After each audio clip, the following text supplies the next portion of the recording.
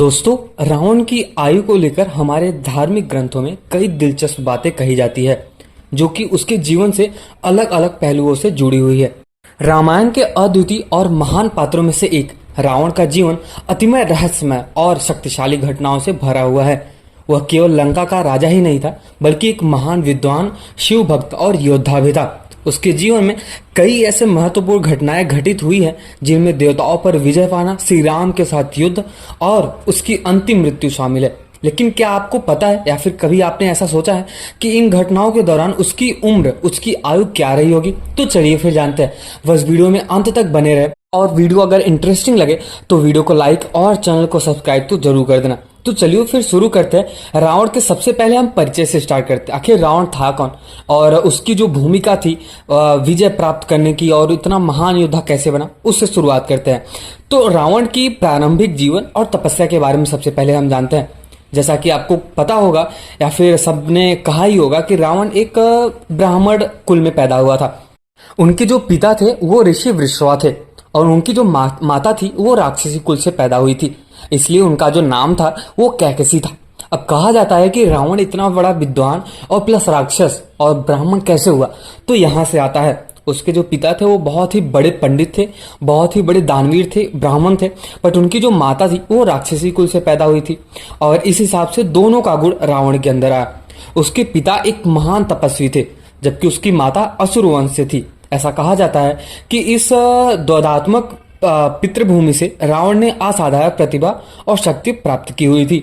उसकी कम उम्र में ही अपने शारीरिक और मानसिक बल को पहचान लिया था, और अपनी महत्वाकांक्षाओं को पूरा करने के लिए एक कठोर तपस्या का मार्ग चुना। रावण ने भगवान ब्रह्मा की तपस्या की और उनसे अनेक वरदान प्राप्त की। जैसा कि मैं आपको बताना चाहूंगा, उसने यह सुनिश्चित किया कि उसे कोई देवता, गंधर्व, किन्नर या फिर राक्षस नहीं मार सके। हालांकि उसने मनुष्यों को इस वरदान से बाहर रखा। उन्होंने वह वरदान कमजोर मानता था, मतलब उसको ऐसा लगता था कि जब अगर देवता, दानव, किन्नर मुझे नहीं मार पाएंगे तो एक नॉर्मल इंसान, एक मानव और वानर कैसे मार सकते हैं, इसलिए वो कमजोर मानता था। इसी वरदान ने उसे अजय बना दिया था और उसकी आयु को बढ़ावा भी दिया था। ऐसा भी माना जाता है कि जब उसने ब्रह्मा जी से यह वरदान लिया तब उसकी आयु लगभग 1000 वर्ष थी। मतलब आप समझ सकते हैं या फिर आप सोच सकते हैं कि 1000 वर्ष थी उसकी आयु, जब उसने ब्रह्मा जी से ये वरदान खाली लिया था कि मुझे आप अमरता का वरदान प्राप्त कर दो। वरदान प्राप्त करने के बाद रावण ने लंका पर शासन किया और इसे स्वर्ग नगरी के रूप में स्थापित भी किया। तो अभी हम जानते हैं कि इंद्र पर विजय और रावण की उम्र क्या थी। जब रावण इंद्रदेव पर विजय प्राप्त किया हुआ था तब उसकी उम्र क्या हो सकती है, उसके बारे में थोड़ा समझते हैं। तो रावण के जीवन में एक महत्वपूर्ण घटना घटित हुई थी। जैसा मैं आपको बताना चाहूंगा कि उसने स्वर्ग पर आक्रमण किया और इंद्रदेव को हरा भी दिया। इस युद्ध में रावण ने इंद्र के पुत्र जयंत को भी बंदी बना लिया था और देवताओं को परास्त कर दिया था। इस घटना के समय रावण की आयु लगभग 2000 से लेकर 3000 वर्ष मानी जाती है। मतलब इसका अगर हम कल्पना करें तो जब उसको वरदान मिला था तो 1000 वर्ष था, बट उसने 1000 के बाद, मतलब 1000 पश्चात उसने जब इंद्रदेव पर आक्रमण किया तब उसकी लगभग उम्र 2000 से 2500 बताई जाती है, या फिर 2000 से 3000 वर्ष के बीच में। रावण की शक्ति का यह स्वर्ण काल था जब वह त्रिलोक के विजय के रूप में प्रसिद्ध हुआ था। देवताओं ने उससे भयभीत होकर उसे दशानन और राक्षस राज के नाम से पुकारना शुरू भी कर दिया था। रावण के इस विजय अभिमान ने उसकी शक्ति को बढ़ावा दिया और उसे कई देवताओं से अधिक वरदान और शक्तियां प्राप्त हुई थी। यह वह समय था जब उसने अपने भाई कुंभकर्ण और पुत्र मेघनाथ को भी प्रशिक्षण देकर शक्तिशाली योद्धा बनाया था। मेघनाथ ने भी इंद्र को परास्त कर दिया और उसके बाद ही इंद्रजीत का नाम, मतलब मेघनाथ का नाम इंद्रजीत भी पड़ा।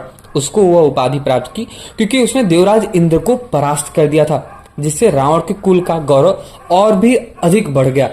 तो चलिए फिर अभी हम जानते हैं रामायण का युद्ध, श्री राम और रावण का युद्ध, और उसकी स्थिति क्या हुई होगी, और रावण की जो एज थी, उम्र थी, वो कितनी थी। तो चलिए फिर इसके ऊपर थोड़ा सा हम वर्णन करते हैं या फिर उसके ऊपर थोड़ा विस्तार से बताते हैं। अब ऐसा कहा जाता है कि जब रावण ने माता सीता का हरण किया था तब वह अपने जीवन की वृद्धावस्था में था। मतलब कह सकते हैं तो उसकी जो लगभग एज थी वो 10,000 वर्ष के आसपास थी। अब ऐसा कहा जाता है कि उसकी शक्ति और चातुर्य वैसी ही थी, मतलब उसकी जो शक्तियां थी वो सेम थी जैसे वो युवावस्था में था। रामायण के अनुसार राम और रावण के बीच युद्ध अत्यंत महत्वपूर्ण था। ऐसा कहा जाता है कि जो राम और रावण का युद्ध था वो महाभारत के युद्ध से लगभग बहुत ही ज्यादा गुना था। मतलब इसमें पूरे वानर सेना और रामायण में जो रावण की जो राक्षसों की संख्या थी वो बहुत ज्यादा थी, मतलब लाखों से करोड़ों। ऐसा मतलब एक जगह मैंने ऐसा पढ़ा था रामचरितमानस में, मतलब मुझे अभी पूरी तरह से याद तो नहीं है, बट मैंने उसमें ऐसा देखा था कि लगभग 10 करोड़ उसमें सेना मरे हुए थे। अब ये जो पूरी संख्या है ये राम और रावण दोनों की सेनाओं की ओर से है, मतलब एक ही तरफ से नहीं है। तो आप समझ सकते हैं कि महाभारत का जो युद्ध हुआ था उससे कितना ज्यादा बड़ा था। राम और रावण के बीच युद्ध अत्यंत महत्वपूर्ण था। इस समय रावण की जो एज थी, आयु थी, वो लगभग 10,000 वर्ष मानी जाती है। उसने अनेक देवताओं और असुरों को पराजित किया था और उसकी शक्ति के आगे कोई भी टिक नहीं पाता था। लेकिन राम जो एक महान अवतार थे भगवान विष्णु के, रावण के अहंकार और अधर्म का अंत करने के लिए उन्होंने धरती पर अपना जन्म लिया था। रावण ने जब माता सीता का अपहरण किया तब वह अपने शक्ति और बुद्धि के घमंड में डूबा हुआ था। उसे विश्वास भी था कि उसे कोई नहीं हरा सकता, लेकिन वह यह भूल गया था कि उसके द्वारा किया गया अधर्म ही उसके पतन का कारण बनेगा। युद्ध के दौरान रावण ने अपनी पूरी शक्ति और सामर्थ्य का प्रदर्शन किया, लेकिन अंततः श्री राम के बाणों से उसका अंत निश्चित हो गया। जैसा कि मैं आपको बताना चाहूंगा, रावण को यह भी लगता था कि उसको मानव, मतलब जो ह्यूमन होते हैं, मनुष्य होते हैं, और वानर नहीं मार सकते। उसको ऐसा लगता था कि अगर मैं देवताओं, किन्नरों और असुरों से जीत जाता हूं, युद्ध में उनको परास्त कर देता हूं, तो मुझे ऐसा कोई इंसान बचेगा ही नहीं जो मुझे मार पाए। और उसने तो देवराज इंद्र को भी पराजित कर दिया था। तब उसकी जो सबसे बड़ी हार थी वो वहां से ही शुरू हुई थी। तब भगवान, मतलब जो अपने ब्रह्मा जी हैं, भगवान विष्णु और महेश, इन्होंने पूरा प्लान किया कि अगर इसने ये चीज नहीं मांगी है कि मानव इसको नहीं मार सकता, कोई भी मनुष्य इसको नहीं हरा सकता, तो ठीक है, इसको हम एज अ मानव का रूप धारण करेंगे और उसके हिसाब से इसका हम मृत्यु तय करेंगे। तो चलिए फिर अभी हम ये जानते हैं कि रावण की मृत्यु और अंतिम आयु कितनी थी। राम और रावण के बीच जो युद्ध चला था वो बहुत ही ज्यादा दिनों तक था। जैसा कि मैं आपको बताना चाहूंगा, वो लगभग 2 से 3 मंथ के आसपास चला था। मैं ये श्योर नहीं बता सकता और मैंने पढ़ा भी नहीं है कि जो युद्ध था वो लगभग कितने दिनों तक चला था। लेकिन मैं आपको ये बताना चाहूंगा कि जब नासिक के अपने यहाँ पे जब माता सीता का हरण हुआ था तब लगभग 13 वर्ष और 6 महीने बीत चुके थे। तो मेरे इस युद्ध के अनुसार अगर देखा जाए, मतलब मेरे कल्पना के अनुसार देखा जाए, तो लगभग 2 से 3 महीने या 4 महीने के आसपास युद्ध चला था। रावण के 10 सिर और 20 भुजाएं थी और उसकी शक्ति और विभाजित चेतना पर प्रतीक थी। ऐसा कहा जाता है कि राम ने अंततः उसकी नाभि में अमोघ बाण मारा, जिसके बाद रावण का जीवन समाप्त हो गया। उसकी मृत्यु के समय उसकी आयु लगभग 12,000 वर्ष मानी जाती है। आप समझ सकते हैं कि जब उसको वरदान मिला था तब उसकी उम्र, उसकी आयु 1,000 वर्ष थी, लेकिन जब उसने माता सीता का हरण किया तब उसकी आयु जो है वो लगभग 12,000 वर्ष बताई जाती है। तो आप सोच सकते हो कि रावण कितना ज्यादा शक्तिशाली होगा या फिर कितना ज्यादा पावरफुल होगा। और किसी भी इंसान का, किसी भी महान योद्धा का उसकी आयु पे डिपेंड करता है। मैं आपको बताना चाहूंगा कि जो रामायण में परशुराम जी हैं, परशुराम की जो उम्र है वो तो इससे भी ज्यादा बताई जाती है।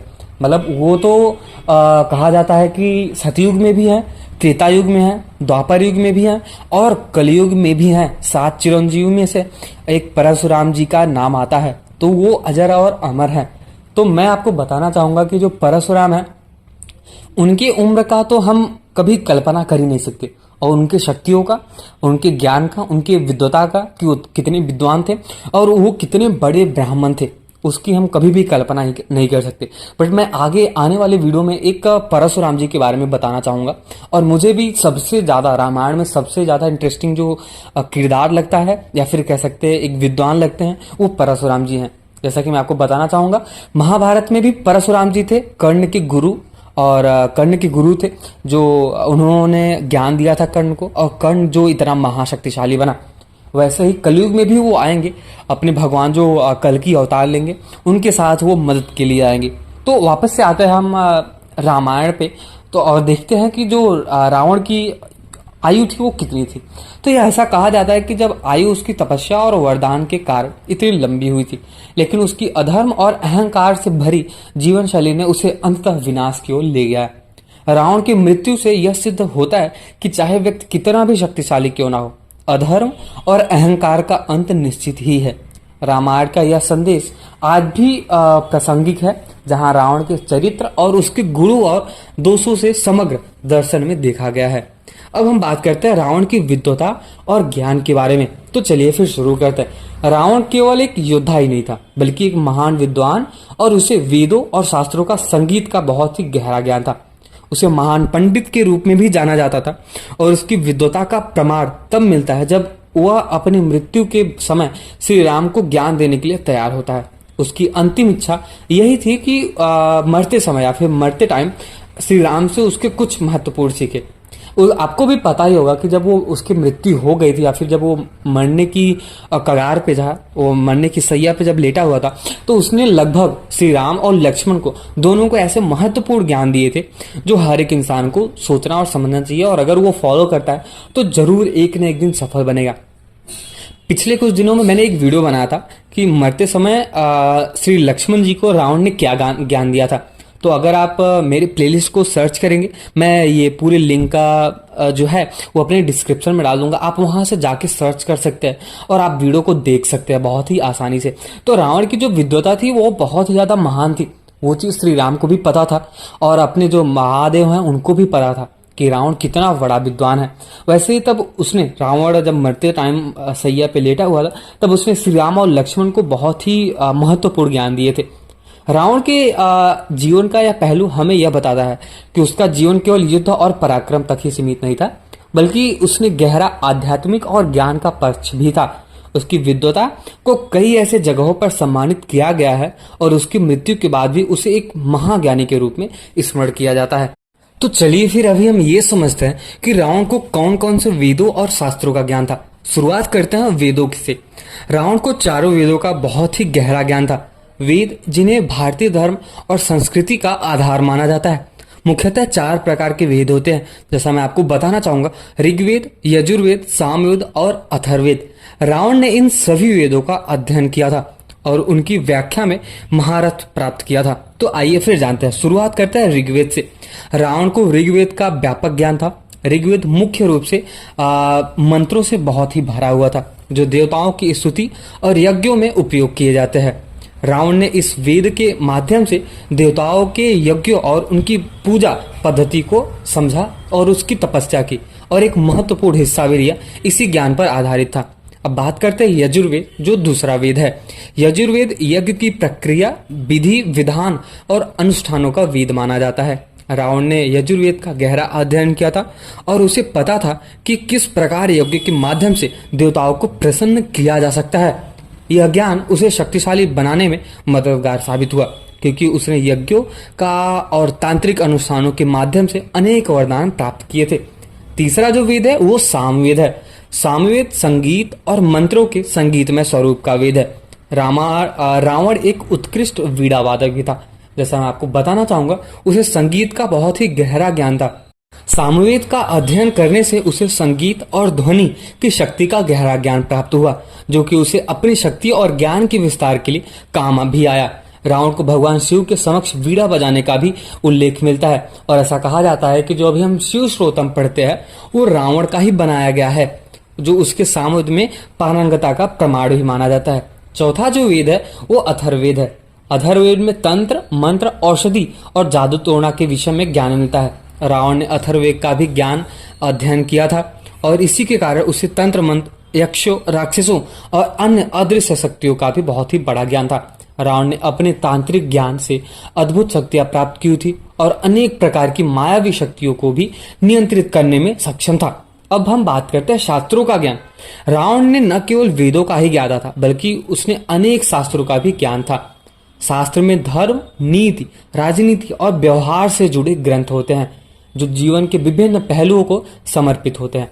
बात करते हैं धर्मशास्त्र। आयुर् शास्त्र और अस्त्र शस्त्र विद्या, तंत्र शास्त्र, ऐसे अलग अलग शास्त्र जो उसे महान मानते हैं। तो हम एक ही बात करते हैं धर्मशास्त्र के बारे में। धर्मशास्त्र हमें ये बताता है कि जो समाज के धर्म और आचार विचार को निर्देशित करते हैं। रावण धर्मशास्त्रों का ज्ञाता था और उसे यह भी पता था कि समाज में धर्म का क्या महत्व होता है और किस प्रकार से इनका पालन करना चाहिए। हालांकि उसके बाद में धर्म के विरुद्ध कार्य किए, जिससे उसका पतन भी हो गया। अब हम थोड़ा सा और बात करते हैं जिसका नाम है तंत्र शास्त्र। रावण ने तंत्र मंत्र का भी बहुत ही गहन ज्ञान प्राप्त था। तंत्र शास्त्र में देवी देवताओं और अन्य अलौकिक शक्तियों को साधने के तरीके होते हैं जो रावण की उसकी शक्ति और आध्यात्मिक उन्नति में मदद करते थे। रावण की तांत्रिक साधनाएं उसकी शक्ति का एक महत्वपूर्ण स्रोत था। तो ये कुछ रहे रावण के ज्ञान, ज्योतिष और अलग अलग वेदों का ज्ञान। तो अगर आपको ये वीडियो इंटरेस्टिंग लगा हो तो वीडियो को लाइक जरूर करें। रावण एक महान योद्धा था, उसके साथ ही साथ अद्वितीय विद्वान भी था, जो उसे ज्ञान, वेद शास्त्रों, तंत्र मंत्र, ज्योतिष, नीति शास्त्र, शिव तंत्र और ऐसा कहा जाता है कि उसको बहुत ही अच्छी तरह से ज्ञान था। उसकी विद्वता ने उसे शक्ति और सामर्थ्य दी, लेकिन उसके अहंकार और अधर्म ने उसे विनाश की ओर ढकेल दिया। उसकी यह विद्वता और शक्ति उसके जीवन के अंत तक भी उसके साथ रही। यही कारण है कि उसको भारतीय धर्म और संस्कृति में एक अद्वितीय स्थान प्राप्त है। तो अगर आपको ये वीडियो इंटरेस्टिंग लगा हो तो वीडियो को लाइक और चैनल को सब्सक्राइब तो जरूर कर देना। और कमेंट सेक्शन में अगर आपको कुछ सुझाव देना है तो जरूर दे सकते हैं। और कमेंट सेक्शन में एक बार जय श्री राम जरूर लिख के जाना। मिलते हैं किसी और वीडियो में। मैं अपने नेक्स्ट वीडियो का फिर जो मैंने पिछला वीडियो बनाया है लक्ष्मण को जो ज्ञान दिए थे रावण ने, वो मैं अपने डिस्क्रिप्शन में डाल दूंगा, आप वहां से जाके देख सकते हैं।